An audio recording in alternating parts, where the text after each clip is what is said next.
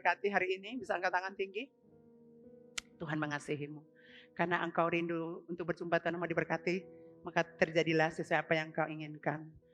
Mari kita dengar firman Tuhan Matius 3 ayat 10. Ya, pada akar pohon.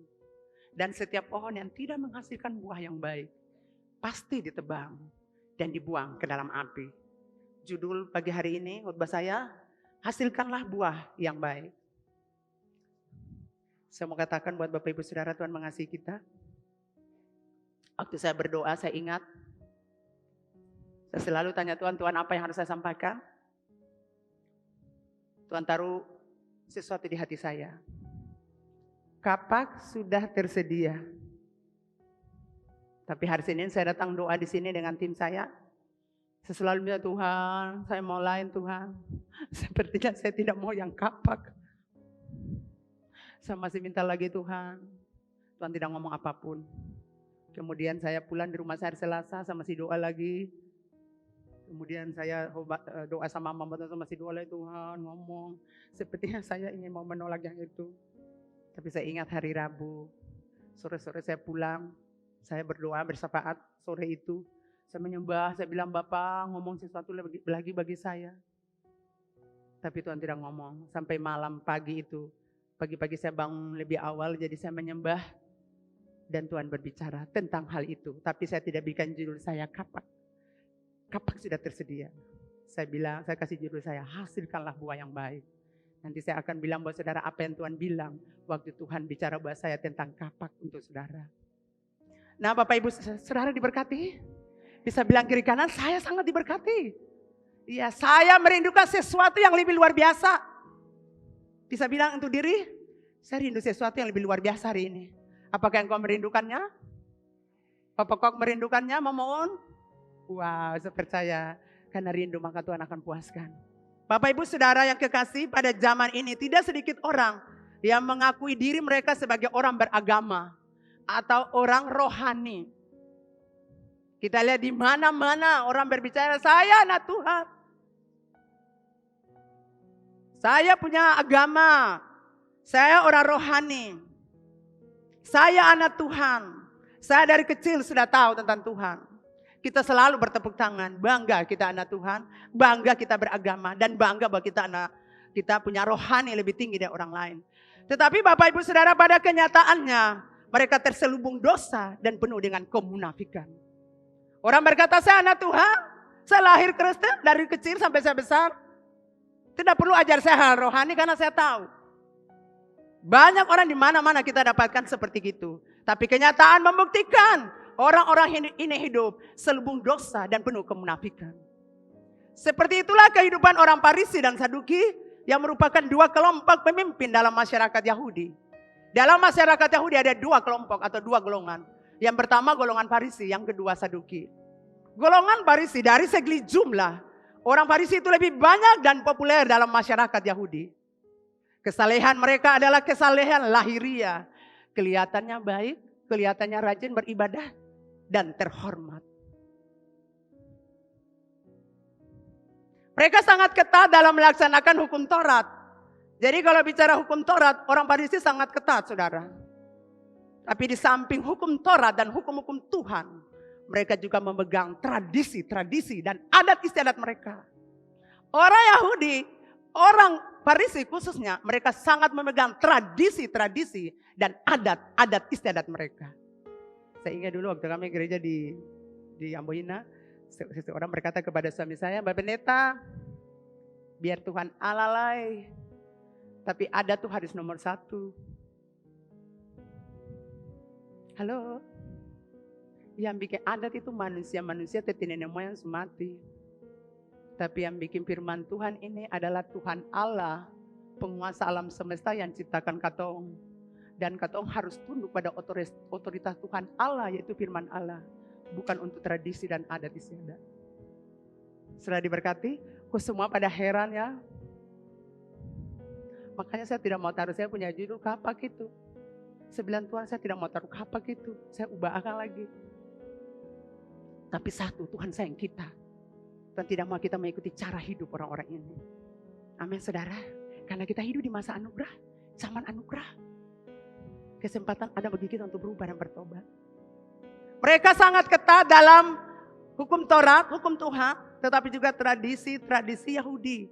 Itu sebabnya mereka terjebak dalam legalisme, formalitas, dan kemunafikan. Legalisme adalah menempatkan peraturan-peraturan dan keperluan-keperluan manusia di atas Allah. Itu legalisme. Makanya Bapak itu bilang buat suami saya waktu itu, Bapak pendeta ada nomor 1, nanti Tuhan Allah nomor 2. Jadi kalau ada pesta adat, maaf ya, Bapak pendeta kita absen ya, kita ada pergi bikin adat. Bapak pendeta kita absen ya, hari ini kita ada bikin apalah di kampung sana. Oke, saya percaya Anda diberkati, amin. Kenapa? Karena kita lebih mementingkan hal ini daripada Tuhan Allah yang punya alam semesta yang adalah pemilik hidup kita. Amin, saudara. Saudara diberkati. Kalau saya bicara begini, saudara tidak perlu tersinggung kalau tidak ada di dalamnya. Amin. Saya ingat waktu kegiatan panas bela di kampung saya, bapak saya tulis surat buat saya. Orang dari Belanda, orang dari Jakarta, orang-orang dari segala pusat dunia ini pulang. Kenapa sih kamu tidak pulang? Saudara diberkati? Kenapa saudara saya tidak mau? Saya tahu itu tidak benar. Sekali saya tunduk pada otoritas Tuhan, sampai mati saya akan tunduk pada otoritas itu. Saudara diberkati? Belum apa-apa dengan saya dikit lari pulang kampung. Ini khusus orang-orang kampung nih. Pulang kampung, pulang kampung, pulang kampung. Lantik raja panas pela pulang kampung. Saya punya kakak tuh raja loh saudara. Saya bilang Tuhan buat dia lupakan saya adiknya. Dan buat saudara-saudara tidak boleh pulang dari jauh-jauh sana supaya tidak boleh ajak saya pulang. Karena suami saya lagi sekolah di Singapura. Dan suami saya berkata, Ma, ingatan. Saya bilang, iya itu saya tahu bos. Saudara diberkati. Mereka tidak mau mengakui kebobrokan sifat mereka. Sehingga membuat mereka hidup dalam kemunafikan dan kepura-puraan. Itu orang-orang Farisi saudara. Tidak mau akui. Hidup dalam kemunafikan. Mereka menentang Yesus. Di mana Yesus berbicara? Di mana Yesus berkhotbah? Saudara perhatikan. Farisi, ahli-ahli Taurat ada di situ. Bukan karena laparan haus ingin mendengar sesuatu dari Tuhan. Tetapi untuk menjebak Yesus. Dong pikir Yesus itu bodoh sama nendong. Itu orang Farisi pekerjaan. Selalu duduk untuk melihat kelemahan mana ini Yesus waktu berbicara. Supaya kita hakimi dia sesuai dengan hukum Taurat kita. Makanya satu peristiwa ketika Yesus diundang oleh orang Farisi makan di rumahnya. Yesus selesai berkhotbah, orang Farisi bilang, Guru, saya mengundang engkau makan di rumahku. Yesus datang dengan sukacita. Yesus ini memang luar biasa.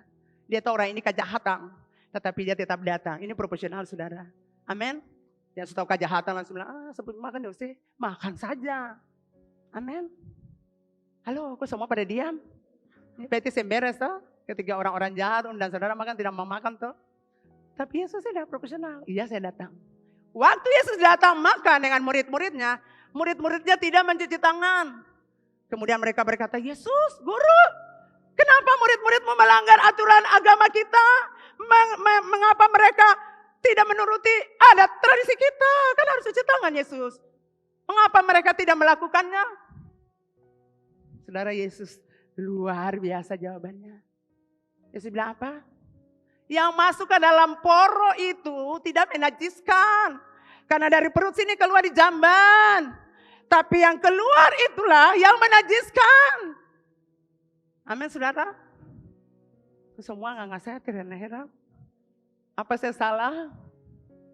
Markus 7 ayat 21 sampai 23. Salah. Yesus berkata kepada mereka, karena dari dalam yang menajiskan itulah ada di sana apa? Perbuatan-perbuatan jahatmu yang ada di sana. Karena dari dalam hati timbul pikiran jahat. Karena dari dalam hati timbul hal-hal yang menyangkut dosa. Iya, terima kasih Markus Surya. Markus 7. Sebab dari dalam, dari hati orang timbul segala pikiran jahat. 1, 2, percabulan. 3 pencurian, 4 pembunuhan, 5 keserakahan, 6 kejahatan, 7 kelicikan, hawa nafsu 8, iri hati, hujat, kesombongan, kebebalan. Jadi kalau murid-murid saya makan dengan tidak mencuci tangan, tidak menajiskan tubuh mereka, karena sampai di perut lalu dibuang ke jamban. Tetapi yang keluar itulah yang menajiskan. Sebab dari dalam hati timbul hal-hal jahat tadi. Amin saudara. Jadi bukan masalahnya makan saya cuci tangan. Masalahnya kalau dia punya hati itu jahat. Itu yang perlu dibersihkan. Amin. Dan Yesus berkata kepada mereka Matius 23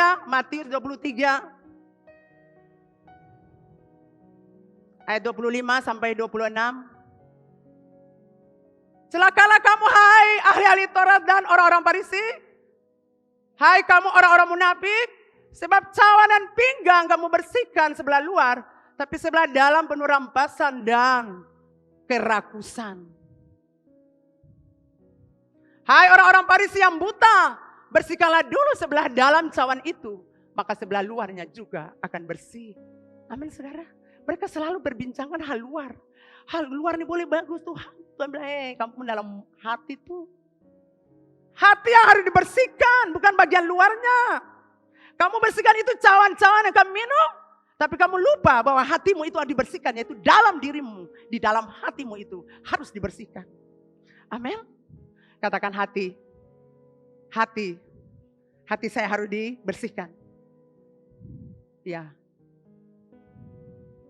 Bagian dalam itu penuh dengan kotor. Karena kalian dapatkan hal-hal dengan kekerasan dan keserakahan. Itu yang Tuhan bilang. Saudara diberkati. Ini orang Farisi bukan saudara. Ini orang Farisi. Yang Yesus lagi bicara ini orang Farisi. Kemudian Matius 23 ayat 27 sampai 28. Celakalah kamu hai ahli Taurat dan orang-orang Farisi. Hai kamu orang munafik. Sebab kamu sama seperti kuburan yang dilabur putih. Sebelah luar memang bersih tampaknya, tapi yang sebelah dalam penuh tulang belulang dan pelbagai jenis kotoran.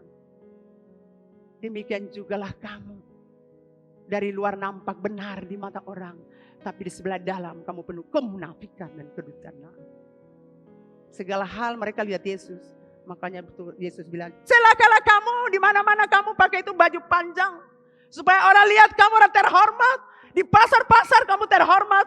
Di rumah gereja bait Allah kamu terhormat. Tapi dalam hatimu penuh kerakusan. Penuh dengan kejahatan. Amin saudara. Keras Yesus bicara tuh saudara. Ini Yesus bicara, bukan beta bicara. Yesus bicara. Kayak Tuhan bilang pemimpin buta. Lihat dulu saya punya hati. Bukan saya punya. Bukan bagian luar. Kita selalu lihat luar-luar. Kelihatannya bagus ya indah. Tapi sebenarnya masalah ini yang Tuhan mau. Tuhan tidak suka hal luar, saudara, karena kemunafikan banyak. Tuhan mau hati. Bapak Ibu diberkati. Makan Matius pasal 25. Ayat 23 sampai 6. Mereka suka duduk di tempat terhormat. Orang Farisi, kamu suka duduk di tempat terhormat. Dalam perjamuan. Dan di tempat terdepan di rumah ibadat. Tapi bukan yang duduk di depan ini Farisi ya. Ini memang saya suruh duduk mereka di sini. Saya yang suruh. Ya, jadi bukan orang-orang Farisi ya, tidak. Yang saudara membayangkan yang pipi duduk menganti Farisi, tidak. Itu salah. Coba kita lihat kan apa sampai dong mau duduk di muka nih. Kita lihat orang Farisi menurut khotbah Bapak Gembala kita. Pendeta Insinyur Joni Subaida.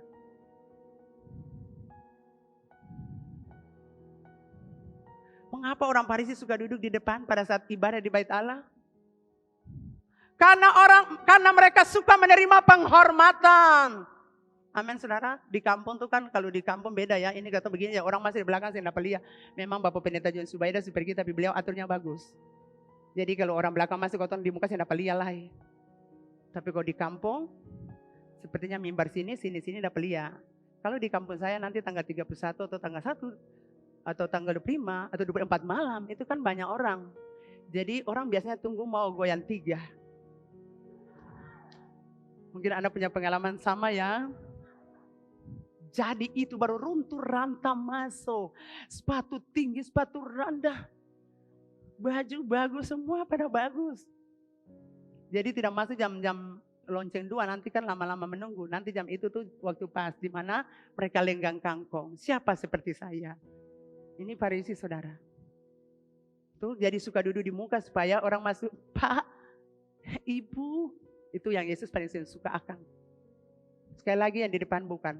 Ini bicara orang Yahudi. Mereka apalagi orang Farisi suka menilai orang masuk ke bait Allah. Selain duduk di muka supaya orang lewat hormati. Karena memang mereka suka gila hormat, ingin dipuji. Maka mereka suka apa? Kalau orang lewat. Supaya ada perhatikan. Ini baju cocok ke senen tas. Ini lipstick ini cocok ke sen. Ini kan dia tinggi. Kenapa sih pakai sepatu tinggi lain? Dia kan pendek, kenapa pakai sepatu pendek lagi? Itu Farisi saudara. Suka dulu lihat orang seperti itu. Orang Farisi keluar lebih awal saat ibadah berakhir. Kenapa saudara tahu kenapa dia mau keluar lebih awal? Supaya waktu dia berjalan kan umat lihat tuh. Sana udah datang gereja, iyo. Seperti gitu saudara. Lebih awal untuk melihat. Nah ini orang munafik kata pendeta Insinyur Joni Subaida. Seperti di sini tidak ada amin. Amin. Jadi kita datang dengan tujuan kita rindu Tuhan, lapar haus akan Tuhan. Kita lihat satu lagi Markus 23 ayat 23, ini menyangkut orang Farisi. Matius 23 ayat 23. Celakalah kamu hai ahli-ahli Taurat dan orang-orang Farisi, hai kamu orang-orang munafik, sebab persepuluhan dari selasih, adas manis dan jintan kamu bayar. Tetapi yang terpenting dalam hukum Taurat kamu abaikan, yaitu keadilan dan belas kasihan dan kesetiaan. Yang satu harus dilakukan. Dan yang lain jangan diabaikan. Saudara dengar? Yang satu harus dilakukan. Yaitu apa? Perpuluhan. Dan mana yang tidak boleh diabaikan? Kasih. Apa tadi? Keadilan, belas kasihan, dan kesetiaan. Tidak boleh diabaikan. Kamu tetap membawa persembahan perpuluhan di rumah Tuhan. Tapi kamu juga harus menolong orang lain yang membutuhkan pertolongan. Jadi kalau saudara bilang itu Malaki perjanjian lama. Saya mau bilang buat saudara, dengar saudara. Waktu Tuhan kasih ingat saya tadi pagi hal ini. Saya mau bilang buat saudara. Saya tahu Anda tidak bawa perpuluhan. Dan saya duduk saya bilang kenapa sih saya ulang ini. Kan minggu lalu saya sudah bicara hal itu. Apa yang diulang? Berarti Tuhan tahu. Saudara tidak membawa. Saudara saya mau bilang, bukan Tuhan miskin di gereja lalu tuntut saudara bawa perpuluhan.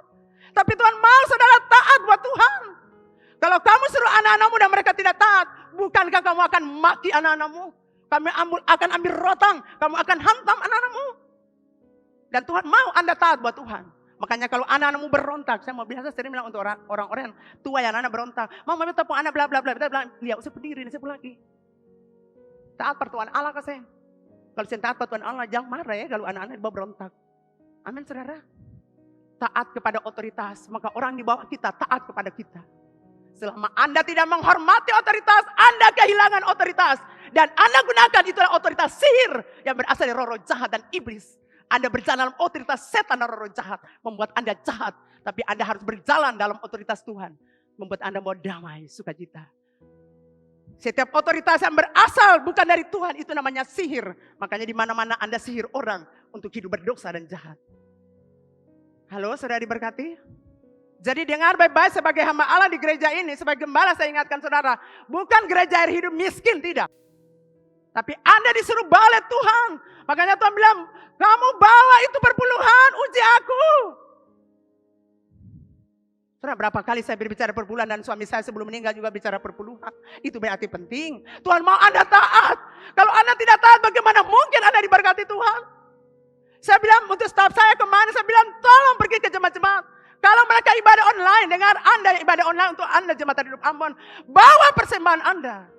Bukan saya tuntut Anda untuk kepentingan gereja, tidak. Tapi supaya Tuhan Allah berkati saudara.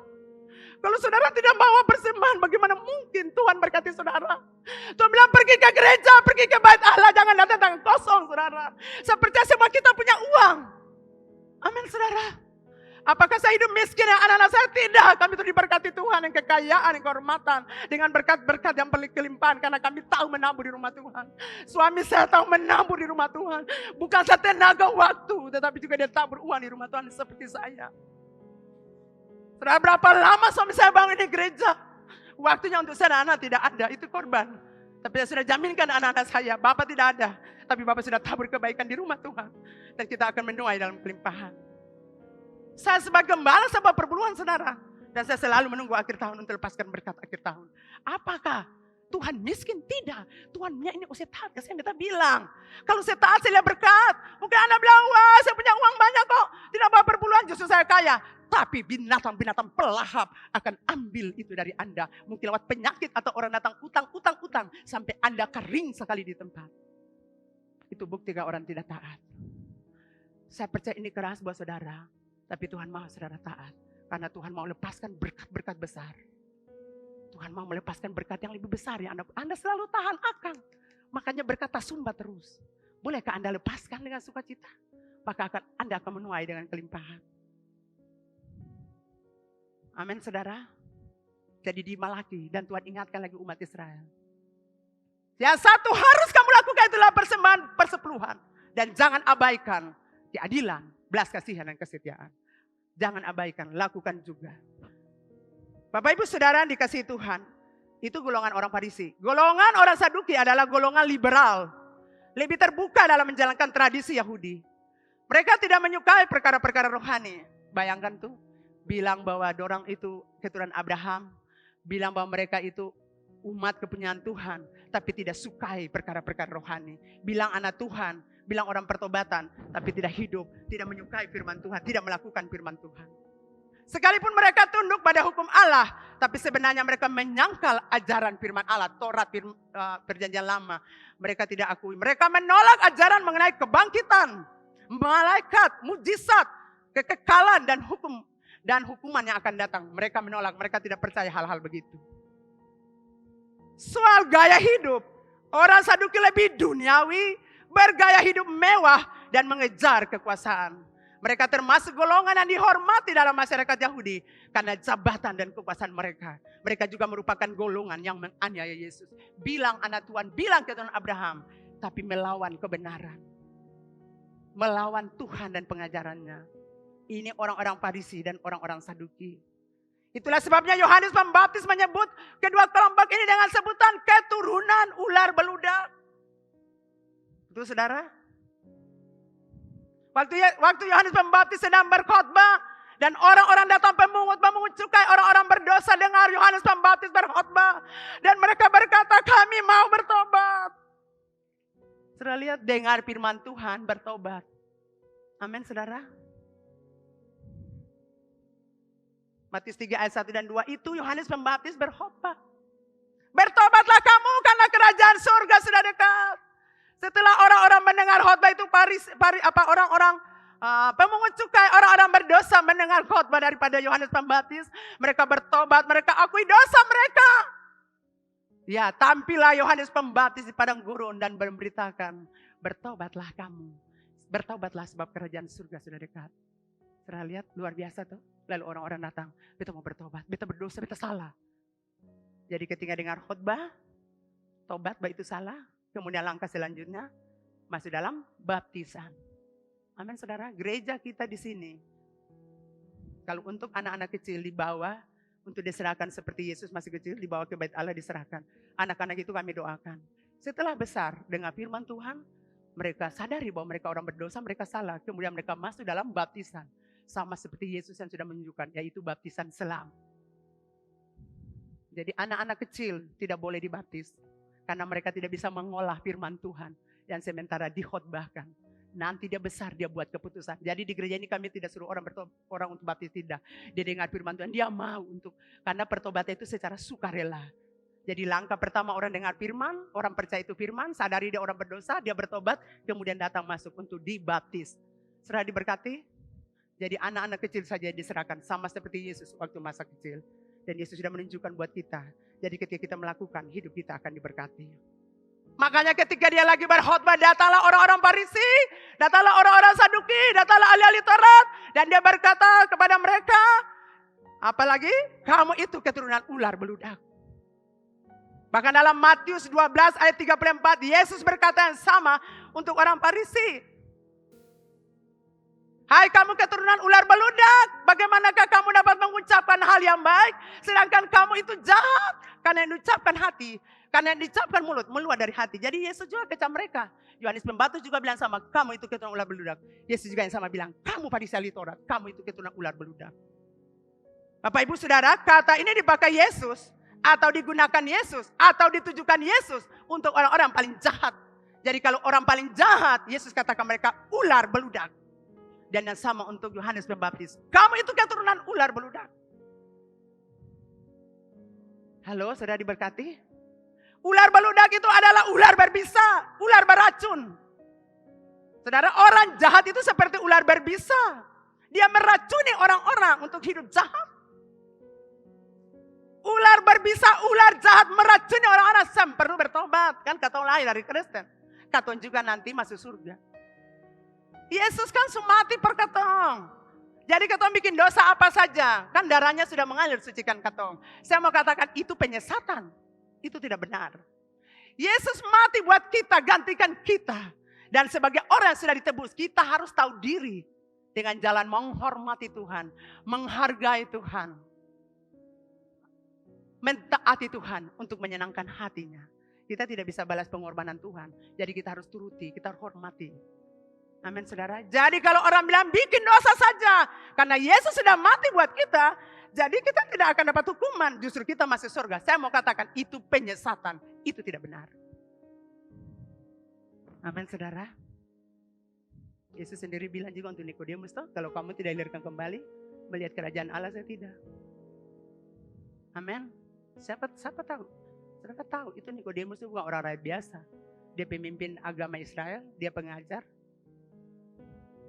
Tapi Yesus bilang kalau saya bertobat, saya bisa lihat kerajaan Allah. Masuk saja saya, lihat saja masuklah saudara. Orang jahat itu seperti ular yang berbisa, sangat menakutkan. Ketika mereka melakukan kejahatan, maka orang-orang akan terluka. Betul saudara? Salah satu perkataan orang jahat yang mereka lakukan adalah menggunakan mulut mereka untuk menimbulkan kebencian. Dan perseteruan sehingga semua orang tidak merasakan damai. Saudara, kalau orang jahat ada di mana bikin kacau terus, sehingga ada damai, sehingga ada sukacita. Masuk satu rumah, datang bawa perseteruan, datang bawa masalah. Dia pergi, tapi kekacauan terjadi di rumah itu. Yang tadi rumah damai, tapi waktu orang jahat datang, kekacauan terjadi di situ. Tidak ada kedamaian. Yang ada cuma kebencian, ada perseteruan saja di situ. Orang tidak merasakan damai. Selalu orang jahat hadir buat kekacauan. Selalu orang jahat hadir buat masalah. Selalu orang jahat hadir merusak kehidupan orang-orang yang baik. Orang jahat itu membuat dusta, kepalsuan, putar balik kebenaran, dan menghakimi orang lain dengan niat jahat. Orang jahat paling suka hakimi orang. Putar balik kebenaran, itu orang jahat. Makanya Yesus bilang buat orang, kamu itu keturunan ular beludak. Dan Yohanes Pembaptis bilang, kamu keturunan beludak. Kamu keturunan ular beludak.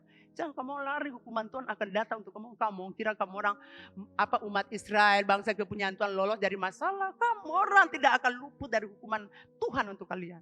Untuk kamu orang. Seperti gitu. Halo, bisa bilang kiri kanan, saya sangat diberkati. Walaupun hati saya tidak suka. Rasanya ingin keluar dari ruangan ini. Tidak saudara, ini orang Farisi saja. Supaya kehidupan mereka jangan kita ikuti. Seringkali orang jahat menggunakan hal yang nampaknya benar untuk putar balikan fakta atau kebenaran. Sehingga banyak orang langsung mempercayai perkataan dusta mereka. Banyak orang tertipu dengan perkataan orang jahat. Jadi saya mau bilang Anda perlu cari Tuhan supaya jangan tertipu dengan orang-orang jahat. Yesus berkata Matius 12 ayat 35. Orang yang baik keluarkan hal-hal yang baik dari perbendaharaan hati yang baik. Dan orang jahat mengeluarkan hal yang jahat dari perbendaharaan hati yang jahat. Kalau saudara punya hati baik selalu keluar kata-kata yang bagus tuh, amin. Shalom, puji Tuhan, bagaimana, bye-bye, ibu. Betul saudara? Tapi kalau hati lagi jahat, muka papaya, senyum, usam, lalu mulai kasih keluar kata-kata. Pas satu orang saudara tidak suka lewat, lihat dia ke semodel. Baju termodel. Make up lihat lari sana sini. Selalu menabur hal-hal untuk orang lain, tidak suka orang itu. Lukas 6 ayat 43. Yesus berbicara, tidak ada pohon yang baik yang menghasilkan buah yang tidak baik.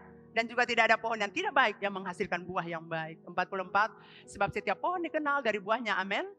Dari semak duri orang tidak memetik buah ara, dan dari duri-duri tidak memetik buah anggur. 45, orang yang baik mengeluarkan barang yang baik. Sama seperti tadi saudara, amin. Kalau hati baik, haleluya, glory. Puji Tuhan, Tuhan paling baik. Itu kalau hati lagi baik. Tapi kalau hati lagi sakit, lihat muka kata orang yang suka lihat. Betul saudara? Suka ring, muka penuh persungutan. Susah pada muka. Yang ada cuma, hayo paling susah hayo paling sansara karena hati ada sakit. Lalu wajahnya, hayo hati paling sansara lalu tebarkan akan ke orang lain.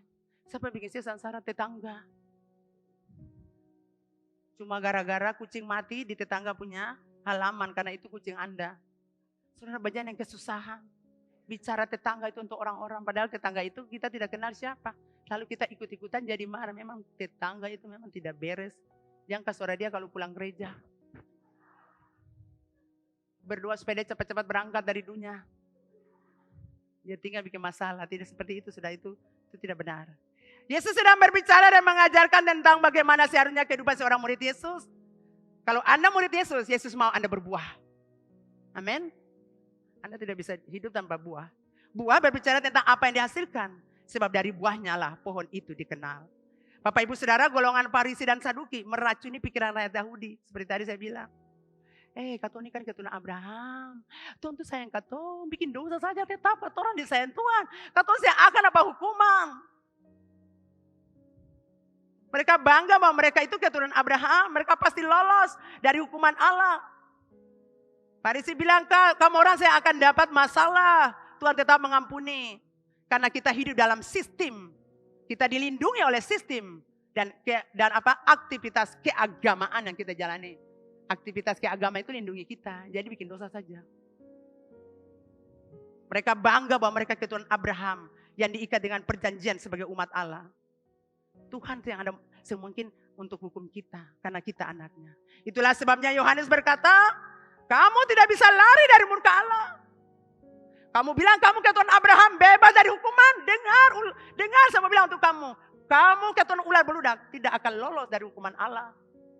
Kamu bangga kamu anak Tuhan. Kamu bangga bahwa kamu umat kepunyaan Tuhan. Tapi kalau kamu berdosa, hukuman tetap hukuman. Siapapun Anda yang berkata saya anak pendeta, saya pelayan, saya hamba Tuhan. Siapapun Anda berbuat dosa, konsekuensinya hukuman. Saya pelayan di gereja, pasti Tuhan tolong saya. Tidak saudara, jangan menutupi dosa Anda dengan pelayanan ke sana kemari. Orang lihat, wow hebat, padahal hidup tidak beres. Dosa harus diselesaikan. Dosa harus dibuka dan dosa harus diselesaikan. Kalau Anda tidak buka lalu tutupi dan pelayanan sana sini lihat, aduh luar biasa. Wow, saya mau bilang buat saudara, kalau saudara hidup berdosa lalu naik di sini lalu umat Tuhan diberkati, Anda impartasikan sesuatu, bukan karena Anda. Tapi karena Tuhan Allah mengasihi umatnya yang datang beribadah di tempat ini. Dan Tuhan Allah mau menemui umatnya. Karena Tuhan Allah mengasihi, bukan karena Anda. Jadi kalau Anda yang melayani, hidup berdosa, lo katakan, wow ibadah paling luar biasa, biar beta berbuat dosa, Tuhan hadir. Saya mau bilang, tunggu urusan Tuhan untuk Anda. Bukan karena Anda berbuat dosa lalu Tuhan hadir saja. Tidak, Tuhan hadir untuk umatnya. Karena Tuhan mengasihi umatnya. Tuhan mau berjumpa umatnya. Jadi Anda yang melayani, jaga hidup bersih di hadapan Tuhan. Setiap hari Sabtu saya akan panggil mereka berdiri di sini. Untuk saya doakan mereka supaya api penyucian Tuhan menguduskan. Tidak boleh naik di altar dengan kehidupan berdosa. Amin saudara, sudah diberkati. Bapak Ibu diberkati, amin. Wow, puji Tuhan. Masih bisa mendengar lagi? Atau tidak suka dengar lagi?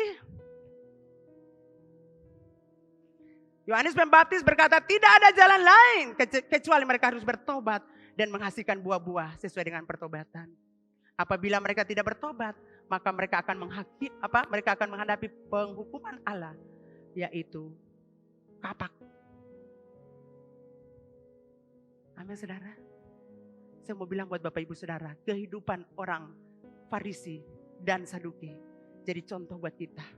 Kalau Anda datang di gereja ini, bukan untuk dipuji, bukan untuk cari sesuatu di gereja ini. Tapi Anda datanglah sebagai orang lapar dan haus akan Tuhan. Katakan, Tuhan, saya sudah lelah dengan masalah saya. Saya ingin berjumpa Tuhan. Saya lihat orang-orang di gereja ini kok sukacita walaupun banyak masalah. Saya ingin sesuatu, saya ingin pergi. Saya ingin mendapatkan sesuatu. Kalau Anda datang dengan hati itu, Tuhan lawat Anda. Tapi kalau Anda datang untuk seperti orang Farisi dan Yahudi, supaya orang lihat bahwa Anda itu beragama, Anda itu beribadah, semua bilang Anda tidak akan pernah berjumpa Tuhan. Karena itu formalitas, itu rutinitas Anda beribadah.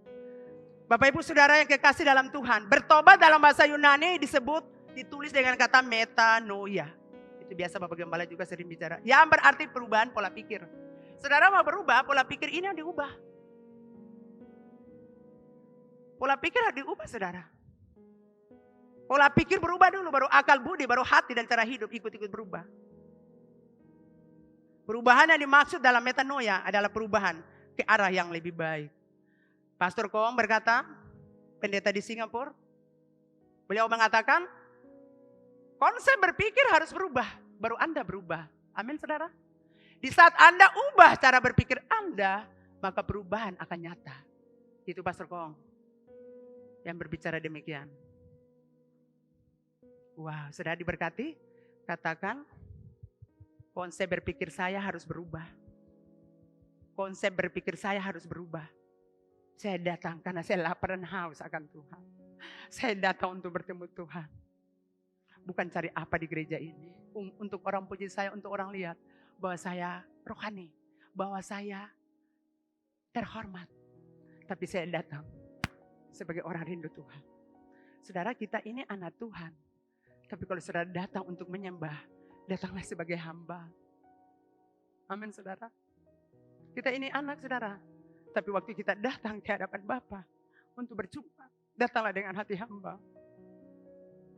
Datanglah dengan sikap seorang hamba. Bapa, beta butuh Bapa. Anda tidak boleh datang seperti jagoan. Saya Anda Tuhan juga beta rasa beta baik-baik. Beta sih butuh Tuhan. Beta bisa. Jangan, saudara, pelajaran Farisi ahli Taurat jadi pelajaran buat kita. Datanglah dengan hati hamba. Bapa, beta saya sanggup hidup tanpa Bapa. Beta bisa selesaikan ini persoalan. Bapa, tolong beta. Kalau engkau datang sebagai anak dengan hati hamba, hati merendahkan diri, maka kasih Bapa itu tercurah. Cinta Bapa tercurah buat saudara. Tuhan tidak mau kita mengikuti pola hidup orang-orang Farisi dan ahli Taurat. Itu tidak benar, makanya Tuhan benci mereka. Tuhan bilang, kamu ular beludak, kamu pamer diri supaya orang tahu kamu hebat rohani. Padahal itu tidak benar. Kamu punya hati, aku dapati tidak benar. Ada kebohongan, ada dusta, ada kepura-puraan di kamu punya hati, ada kesombongan, pamer. Saya benci hati itu. Dan Tuhan, makanya Tuhan bilang, kamu kata ular beludak. Dan Yohanes membaptis sama, kamu kata orang ular beludak. Kamu mau datang untuk dibaptis untuk pertobatan. Kamu tidak pernah bertobat. Jadi saya mau bilang buat Anda, bertobatlah. Kalau belum bertobat, bertobatlah. Akui dosa Anda. Dan masuklah dalam baptisan. Baptisan adalah tanda lahiriah. Anda punya pertobatan. Jadi ketika Anda bertobat, dilayani pribadi, Anda harus masuk baptisan. Karena baptisan itulah tanda. Anda masuk di dalam kerajaan Allah. Masuk sebagai warga kerajaan Allah. Baptisan itu tanda Anda bertobat. Amin, saudara. Di sini tidak ada baptisan 2 kali ya, tidak ada. Baptisan hanya 1 kali. Amin, saudara. Tidak ada 2 kali. 1 kali yang benar. Bapak Ibu diberkati. Suaranya kok diam-diam ya. Apakah semua sudah lemas? Tidak ya. Tuhan mengasihi kita. Tuhan mau generasi kita. Generasi yang melakukan hukum Tuhan secara benar. Dulu kita salah. Saya juga waktu kecil dibawa mama saya dibaptis. Tapi besar saya bilang ini tidak benar. Saya sudah dengar firman, saya bertobat dan di pribadi. Saya harus ambil keputusan untuk masuk dalam baptisan selam. Dan saya didoa dan saya masuk baptisan. Dan kehidupan saya akhirnya berubah. Kehidupan berdosa sudah mati dan muncul kehidupan yang baru. Jadi tidak ada di sini seperti itu. Dan saya mau bilang untuk orang-orang tua, anak-anakmu sudah besar, yang ada di rumah dengar. Anak-anak sudah besar, do yang buat keputusan. Karena waktu dengar firman Tuhan, dorang punya otak mulai mencerna, mulai melihat. Ini firman Tuhannya, oh maksudnya begini. Lalu mulai ambil keputusan untuk dibaptis. Seperti itu caranya. Jadi jangan Anda menghalangi mereka. Karena kebenaran yang mereka terima, mereka lakukan. Bapak Ibu diberkati? Bapak Ibu Saudara, perubahan yang dimaksud oleh metanoia adalah perubahan ke arah yang baik. Rasul Paulus dalam satu surat Kisah Rasul 26 ayat 10 sampai 11, Paulus adalah salah satu rasul yang mengalami proses metanoia yang luar biasa. Kisah 26 ayat 10 sampai 11, hal itu kulakukan juga di Yerusalem. Aku bukan saja telah memasukkan banyak orang kudus ke dalam penjara, aku juga memperoleh kuasa dari imam-imam kepala. Tetapi juga aku setuju jika mereka dihukum mati. Paulus menceritakan bagaimana awalnya ia adalah seorang yang sangat benci kepada pengikut Kristus. Sehingga ia tega menganiaya orang Kristen, memenjarakan bahkan memaksa pengikut Kristus untuk menyangkal iman mereka. Tetapi Tuhan melawat Paulus saat ia berada di Damsyik. Dan dari sanalah metanoia terjadi atas hidupnya. Paulus berubah 180 derajat. Menjadi seorang yang militan dalam mengabarkan Injil. Bukan 360. Kalau 360 derajat, Anda balik ke titik nol ulang. Jadi maksudnya 180. Paulus mengalami metanoia. Dia tidak hidup lagi dengan teman-teman yang demikian. Saya ingat Pastor Ewin kemarin khotbah juga. Anda harus berani tinggalkan kelompok-kelompok. Anda harus berani tinggalkan orang-orang yang di masa lalu hidup berdosa. Anda harus berani keluar dari kumpulan orang-orang yang jahat. Kalau Anda tidak berani keluar, Anda tidak akan bisa melihat sesuatu dari Tuhan. Orang-orang di masa lalu yang membuat Anda tidak dibangun iman, Anda harus berani melangkah keluar dari mereka. Rasul Paulus, saudara, punya banyak teman. Rasul Paulus itu orang jenius, saudara. Tapi saudara lihat dia berani ambil keputusan. Waktu metanoia terjadi dalam hidupnya. Wow, saya bersalah. Ini orang-orang lagi melayani Tuhan. Ini orang-orang beribadah Tuhan yang ketulusan. Saya salah. Saya harus berubah. Dia tinggalkan grup-grupnya. Dia tinggalkan kelompok-kelompoknya. Geng-gengnya. Dan dia mulai melayani Tuhan. Amin, saudara. Firman Allah berkata dia pergi ke Arabia. Ke Arab sana dia belajar. 12 tahun yang kalau tidak salah dia belajar di sana.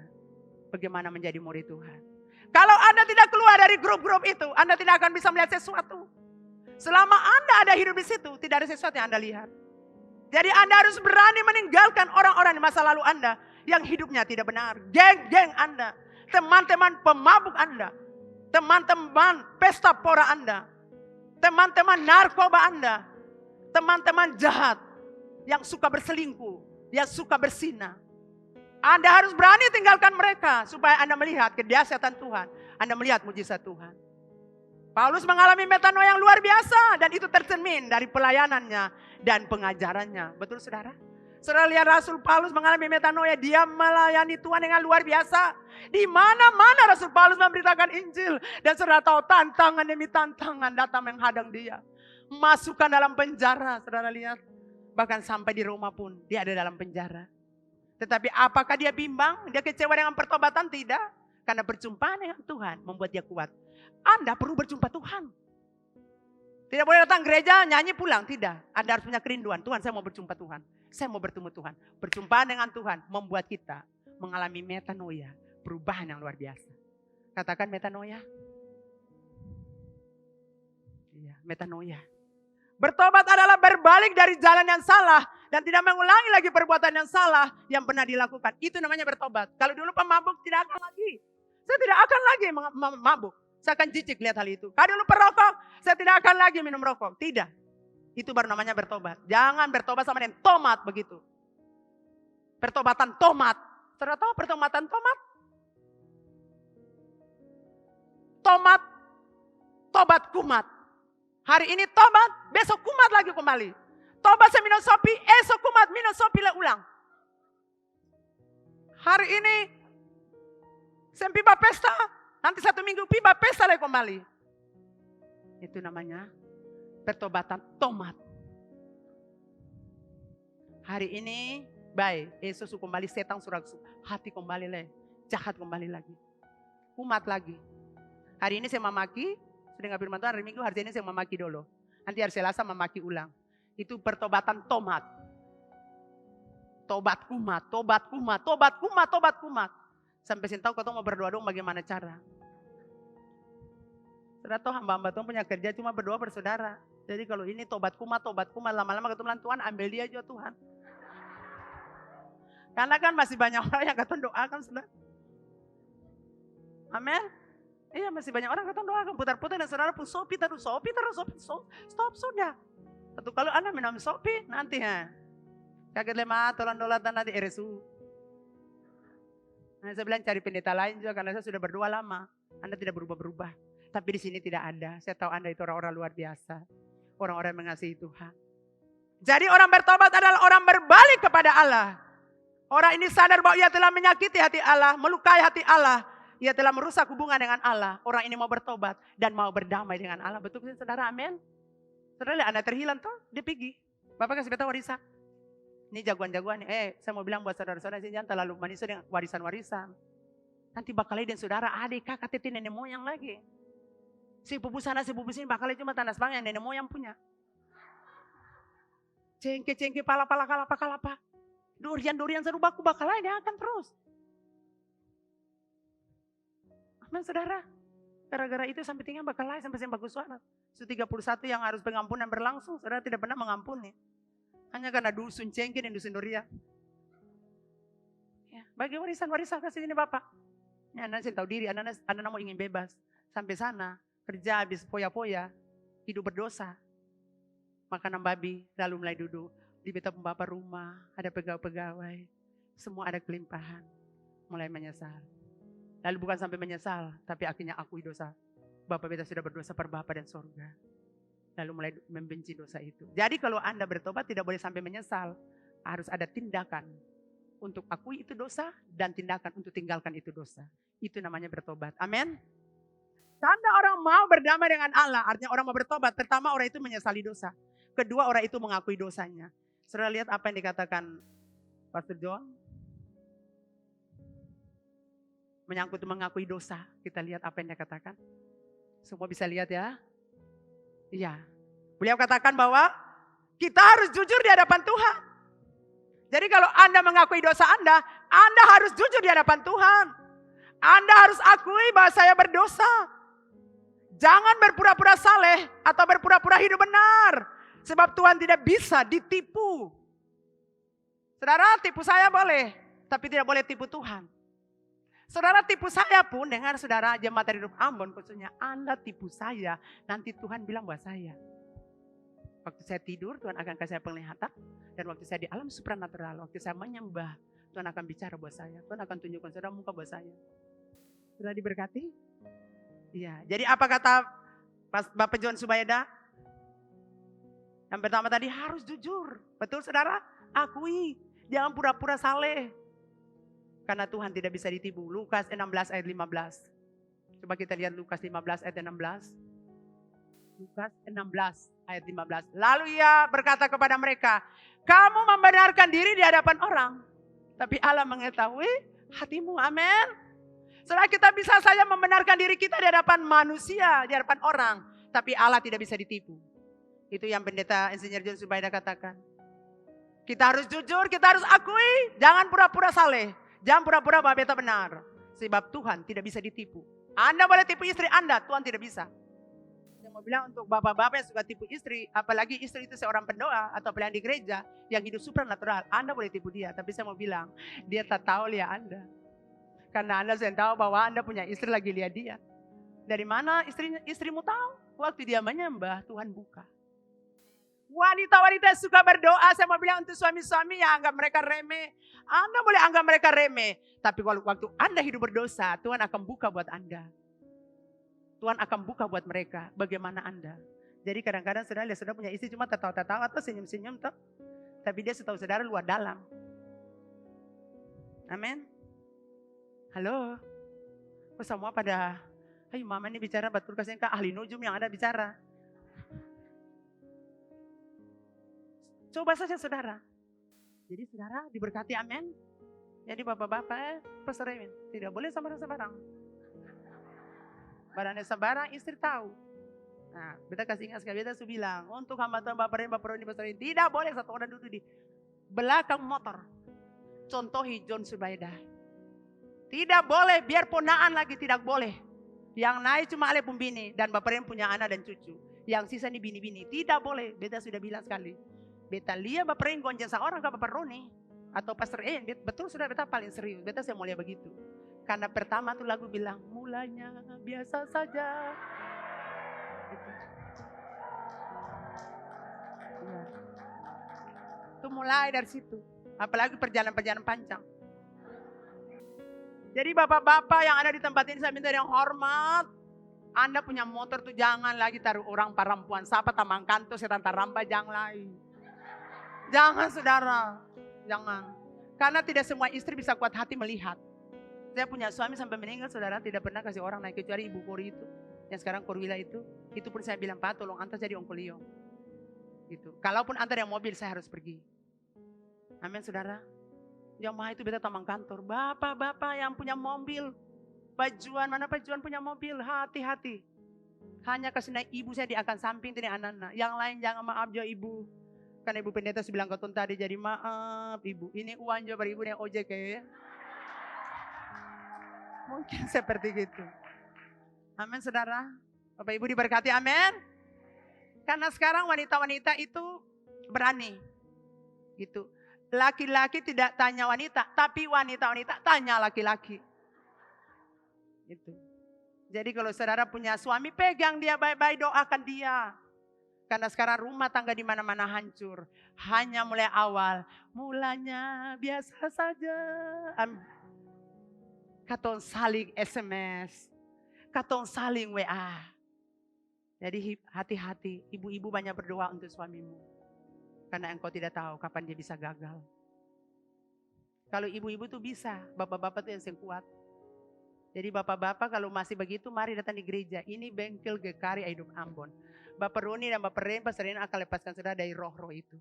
Roh-roh mata keranjang lihat perempuan suka. Gitu. Lihat tetangga pembini suka. Padahal ada dasar busu-busu tuh. Yo bini ada bastel bagus. Tapi lebih condong ke tetangga punya istri yang pakai cuma baju busu-busu. Karena tiap hari baku dapat toh. Kopi kantor dapat lihat dulu ada siram bunga. Mulai pi kantor ada siram bunga. Pak selamat pagi pak. Iya. Sementara bini saya pernah bilang selamat pagi. Ayo coba kalau beta pembini itu bilang selamat pagi. Ini saya tinggalin dasar busu saya di rumah. Beta pi kantor juga saya pernah ibu-ibu itu mau bilang. Kalau suami mau keluar tuh peluk dia. Tuhan mengasihimu sayang. Aku di rumah berdoa untuk kamu. Amin. Setiap pagi sebelum pergi istri-istri tolong peluk suamimu. Saya punya suami belum pergi ke kantor siap-siap saya sudah peluk dia. Bangun pagi saya peluk dia mau pergi saya peluk dia. Saya buka pagar dia pergi. Dan saya tetap berdoa buat dia. Nah sekali-sekali Anda telepon Anda punya suami. Amin. Ingat di kantor itu rawan. Perempuan penggoda paling banyak. Perempuan kesepian paling banyak. Jadi Anda harus berdoa sungguh-sungguh. Karena di kantor-kantor itu seperti itu. Aduh beta pulaki di rumah yang bagus ini nih. Ayo taman sebelah ini cakep. Bapaknya bagus. Ayo lagi di rumah tuh kotor. Jadi bapak-bapak yang di rumah tuh bapaknya bagus lah sedikit juga. Supaya saudara punya istri punya mata itu sejuk. Amin. Amin bapak-bapak. Kok Endi Salmo nggak saya aneh-aneh? Apakah saya ada aneh Endi? Tidak bukan? Jadi bapak-bapak yang di rumah tetap harus bastel. Tapi bastel untuk istrimu. Jangan kau bastel dengan tujuan saya pergi ke kantor. Supaya teman saya suka saya. Jangan saudara. Anda punya istri itu sampai mati. Sampai maut memisahkan. Keluarga ibu-ibu mungkin ada di sini yang datang karena rumah tangga bercerai. Saya mau bilang tetap Anda berdoa. Ibu-ibu yang punya masalah rumah tangga berdirilah. Tuhan menopang kamu. Dan saya mau katakan tidak akan ada perceraian. Sekalipun suamimu sudah bawa kamu di pengadilan. Tapi dalam nama Yesus rumah tanggamu akan pulih. Saya berdoa dengan seseorang. Seseorang berkata bahwa saya mama orang ini saya kenal dia. Rumah tangganya di ambang perceraian. Anaknya 2. Terus suratnya akan dibawa ke pengadilan. Saya bilang dalam nama Tuhan Yesus tidak akan ada perceraian. Tuhan pulihkan rumah tangga ini. Saya terus bersafaat dan seseorang berkata bahwa Mama puji Tuhan. Tidak lagi bawa surat itu ke pengadilan, sekarang suaminya sudah kembali. Wah. Jadi wanita-wanita, ibu-ibu jangan mau cerai. Anda sudah bangun rumah tangga, sudah pertahankan begitu lama. Bertahun-tahun Anda menderita. Dari mulai nol Anda bangun rumah tangga. Anda sudah punya anak-anak. Anda sudah punya rumah. Anda sudah bekerja keras hal itu. Jangan biarkan perceraian itu terjadi. Anda harus bangkit wanita-wanita. Ya rumah tangga hancur. Anda harus bangkit pertahankan rumah tanggamu. Berdiri di hadapan Tuhan di gereja ini katakan Tuhan. Saya mau suami saya kembali buat saya. Tuhan pulihkan rumah tangga saya. Kalau kau datang dengan hati itu buat Tuhan hari ini dengar. Tuhan pulihkan rumah tanggamu. Siapapun yang kau dengar Tuhan mengasihi engkau dan rumah tanggamu. Tuhan tidak mau anak-anakmu hancur. Bukankah kalau kau bercerai, maka anak-anakmu itu akan hancur. Seperti Pastor Lady berkhotbah, tahukah saudara setiap minggu anak-anak muda itu harus menangis di tempat ini, meraung-raung. Saya benci mama, saya benci papa. Saya benci perceraian mereka. Saya benci karena saya tidak diakui sebagai anak. Saya benci mama saya menikah lagi. Saya benci papa saya menikah lagi. Saya benci semua yang terjadi. Itu tangisan anak-anak yang menangis di tempat ini. Jadi berbahagialah Bapak Ibu Saudara yang terus bertahankan rumah tangga. Itu rumah tangga tidak gampang. Tapi Anda sudah mulai dengan Tuhan. Tolong berdiri. Berdiri wanita-wanita pertahankan rumah tanggamu. Jangan engkau lemah. Jangan engkau katakan pergi sudah saya mau kanan siapa. Ikut saya pun suka. Tidak, saya tahu. Hatimu terluka. Karena hatimu terluka kau mengeluarkan kata itu. Tapi dengar Tuhan mengasihi Anda. Dalam nama Tuhan Yesus. Kalau engkau punya masalah ini saya mau katakan rumah tanggamu dipulihkan. Tidak akan ada perceraian. Dalam nama Tuhan Yesus. Engkau memulai dengan Tuhan. Sampai akhir dengan Tuhan. Darah Yesus bungkus rumah tangga pernikahanmu. Dan engkau tidak akan pernah bercerai. Tidak. Saya bernubuat di tempat ini. Rumah tanggamu akan dipulihkan. Suamimu akan mencintai engkau. Akan datang. Akan menarik surat yang dia sudah bawa di pengadilan. Untuk perceraian. Surat itu akan ditarik. Dan dia akan datang kepadamu. Dan engkau akan dipulihkan rumah tanggamu. Bapak Ibu diberkati. Tuhan mengasihi engkau. Bangsa Israel menganggap remeh atau enteng masalah pertobatan. Mereka berpikir tadi saya sudah bilang mereka keturunan Abraham. Jadi tidak perlu bertobat. Apalagi berbuah. Saudara jangan bilang beta orang Kristen. Beta lahir dari Kristen. Jadi beta akan masuk surga. Tidak. Tidak seperti yang saudara pikirkan. Itu tidak benar. Tidak seperti itu. Anda harus bertobat. Dan Anda harus memberikan buah. Amin. Siapapun yang kalau engkau hidup berdosa, engkau harus bertobat. Jangan mengikuti cara hidup orang Farisi dan ahli Taurat yang tidak mau bertobat, tidak mau berubah. Jangan Anda katakan saya anak Tuhan, saya anak pendeta, saya hamba Tuhan, saya melayani Tuhan sana sini, saya tidak perlu bertobatan. Tidak, semua kita perlu bertobat. Dari cara hidup kita yang salah, sikap kita, tindakan, perilaku, kata-kata. Saudara kita harus datang dan akui semua buat Tuhan. Amin saudara. Pertobatan itu penting. Cara hidup kita harus berubah. Kalau dulu salah, tadi salah, oh saya harus berubah. Tuhan mau saudara saya berbuah. Tidak boleh hidup di dunia percuma saudara. Tidak boleh. Saudara harus berbuah. Saudara harus berbuah. Kunci untuk berbuah, Yohanes 15 ayat 5, tinggal dalam Tuhan. Untuk saudara berbuah, saudara harus tinggal di dalam Tuhan. Dan yang kedua, firman-Nya tinggal dalam kita. Jadi Anda mau berbuah, harus tinggal dalam firman Tuhan. Baca firman Tuhan. Rajin baca itu firman. Dengan membaca firman, engkau akan punya pikiran-pikiran salah, akan diubah. Dan firman itu tinggal dalam hidup kita, artinya kita melakukan. Baca firman Tuhan, ingat itu, lalu lakukan. Jangan seperti Farisi ahli Taurat. Baca tapi tidak melakukan. Makanya Tuhan bilang buat murid-muridnya, jangan mengikuti cara hidup mereka. Kalau Farisi berbicara dengar, tapi jangan ikuti cara hidup mereka. Karena mereka bicara tapi tidak melakukan. Saudara Tuhan mau, jangan kita ikuti cara itu. Kita dengar firman Tuhan, kita lakukan firman Tuhan. Tinggal dalam Tuhan dan firman-Nya tinggal dalam hidup kita. Kita pegang itu firman Tuhan. Dengan demikian Bapa di surga dipermuliakan. Jadi untuk Anda berbuah, Anda harus tinggal dalam firman Tuhan. Dan firman Tuhan tinggal dalam hidup Anda. Buah apa yang dihasilkan? Yang pertama saudara yang Tuhan mau Anda hasilkan adalah jiwa. Ini berbicara tentang seberapa jauh kita berdampak bagi orang lain. Anda harus berbuah supaya nama Tuhan dimuliakan. Buahnya apa? Yang pertama, jiwa Anda harus bawa buat Tuhan. Mungkin orang bilang, wow dulu anak ini rusak, jahat, minum mabuk, narkoba. Wah anak ini gonta ganti pasangan, anak ini kikir, pelit. Tapi sekarang kok dia baik? Anak ini tadi kan kurang ajar, suka mabuk di jalan-jalan, sumpah memaki. Kok dia baik ya? Apa sih yang membuat dia baik? Kita coba cari sesuatu. Mungkin ada sesuatu yang dia punya. Oh ini, anak ini sudah berubah. Dia datang di air hidup Ambon, dia didoakan, dia berubah. Makanya diajak orang-orang datang untuk beribadah. Buah yang kedua itu buah roh. Galatia 5 ayat 22 sampai 23. Jadi buah roh yang sudah hasilkan kasih, sukacita, damai sejahtera, kesabaran, kemurahan, kebaikan, kesetiaan. Itu yang Anda hasilkan. Sehingga membuat orang-orang tertarik dan menikmati sesuatu yang baik. Dari kehidupan Bapak Ibu Saudara. Tadi mungkin tidak perlu dengan orang. Tadi tidak sabar, emosi. Tapi setelah saudara berjumpa Tuhan. Dan saudara menghasilkan buah-buah yang orang lain nikmati. Seperti tadi. Apa akibat kalau Anda tidak menghasilkan buah yang baik? Saudara, ini sangat tegas yang Tuhan sampaikan. Apa akibatnya? Kapak sudah tersedia. Kalau Anda tidak menghasilkan buah, ingat Tuhan mau Anda berbuah. Dan kalau Anda berkeras hati untuk tidak berbuah, maka saya mau bilang kapak sudah tersedia.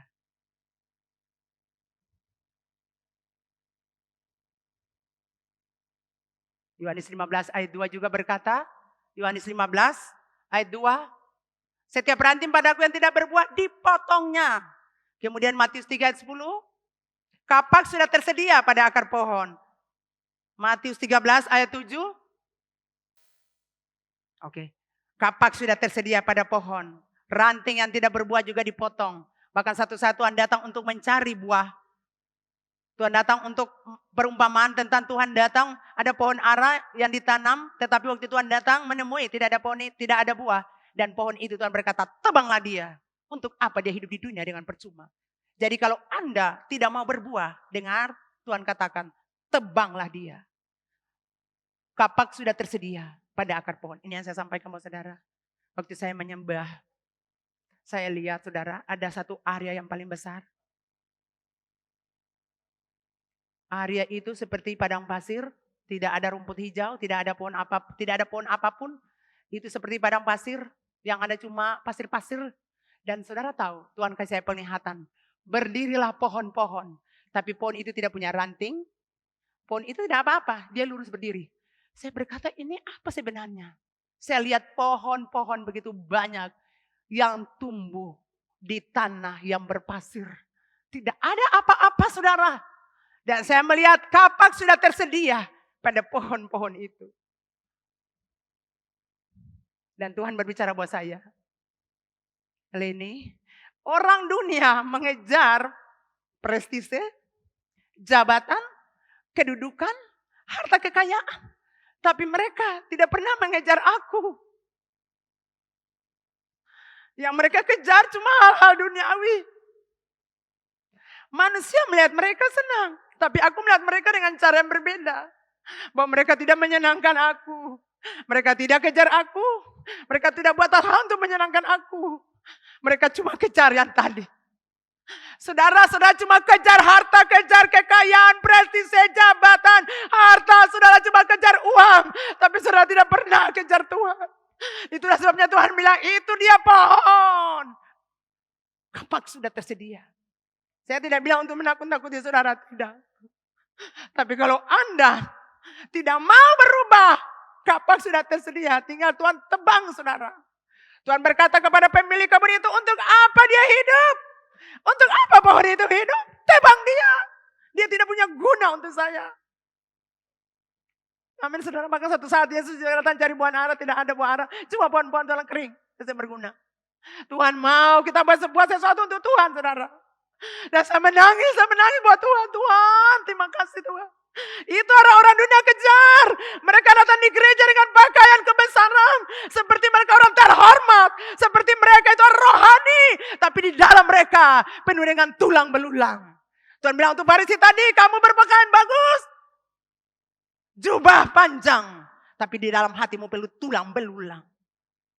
Kamu kelihatan rohani baik. Tapi hatimu hancur, hatimu sakit, hatimu benci orang, hatimu dendam. Yang kamu cari cuma uang, yang kamu cari cuma kekayaan. Kamu tidak kejar aku, kamu tidak punya waktu untuk aku. Kamu tidak menyembah aku. Kamu tidak ucap syukur untuk aku. Itu yang Tuhan bilang. Dan itu yang saya sampaikan buat saudara. Saya bilang, kenapa sih?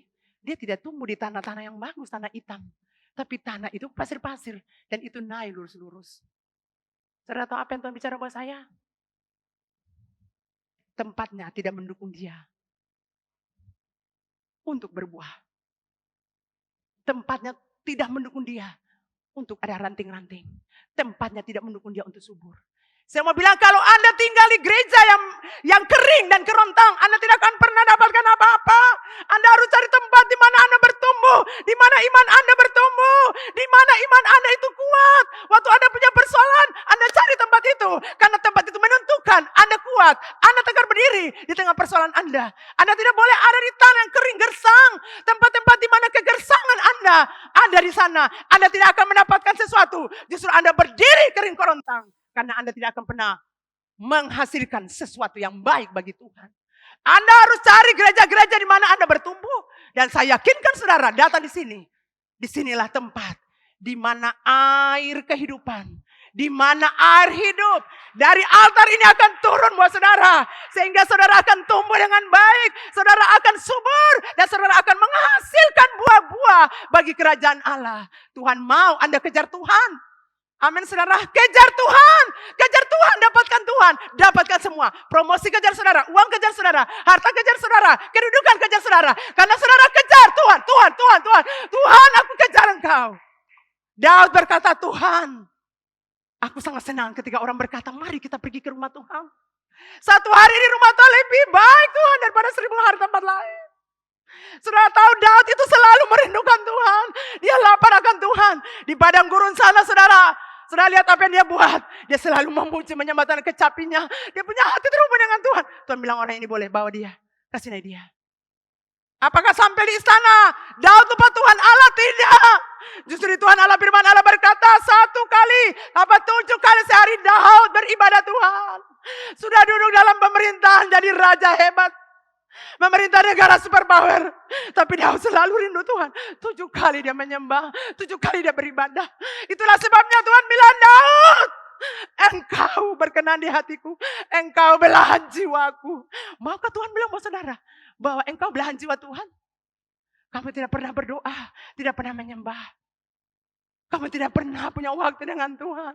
Firman Allah berkata, Daud pagi-pagi hari bangun menyembah Tuhan. Apakah saudara melakukannya? Saudara, setiap pagi saya selalu merindu-rindukan Tuhan untuk bangun menyembah. Saya sudah menyembah rumah saya, tapi saya selalu mau di sini untuk terus bersama dengan staf saya. Kami menyembah. Rasa lapar dan haus ada di hati kami untuk menyembah. Waktu Tuhan hadir, boleh tanya staf saya.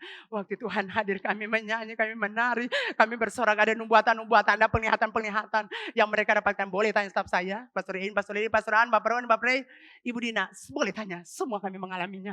Dan kami bergerak dalam supernatural. Kami selalu lapar akan Tuhan, kami selalu haus. Kami selalu rindu-rindu Tuhan. Sampai kadang-kadang, aduh, kata saya mau stop untuk menyembah. Kami sangat rindu Tuhan. Maukah Bapak Ibu rindu Tuhan? Jangan bertumbuh di yang tadi saya bilang pasir. Itu tidak bisa membuat Anda bertumbuh. Bertunas. Tumbuh sanggup apalagi tunas. Apalagi ranting-ranting. Apalagi buah. Amin saudara. Saya mau bilang saudara, Tuhan mengasihi Anda. Jangan berdiri seperti pohon itu saudara. Karena kapak sudah ada. Tuhan bilang kalau kamu tidak berbuah. Ini kapak tanda peringatan. Aku ingatkan kamu. Yang kedua, kalau kamu tidak berbuah-buah juga, aku tebang kamu. Anda pasti ditebang, Anda pasti terputus dengan Tuhan. Saudara, Tuhan itu sumber damai, sumber sukacita, sumber kekuatan, sumber berkat.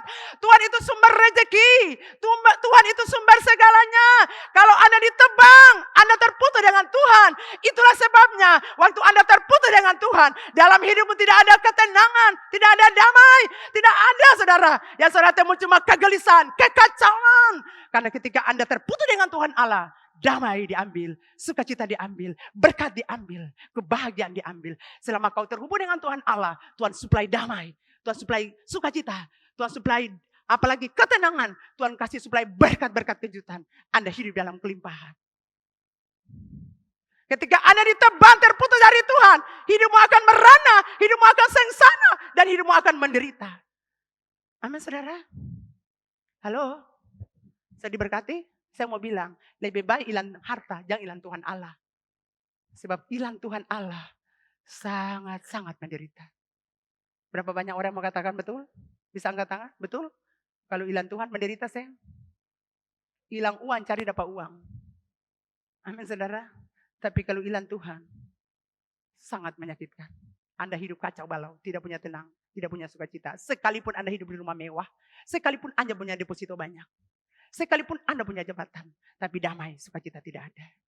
Saya pernah melayani orang-orang kaya, saudara. Bahkan orang-orang punya jabatan penting. Pernah, saudara. Bukan 1-2 orang, banyak.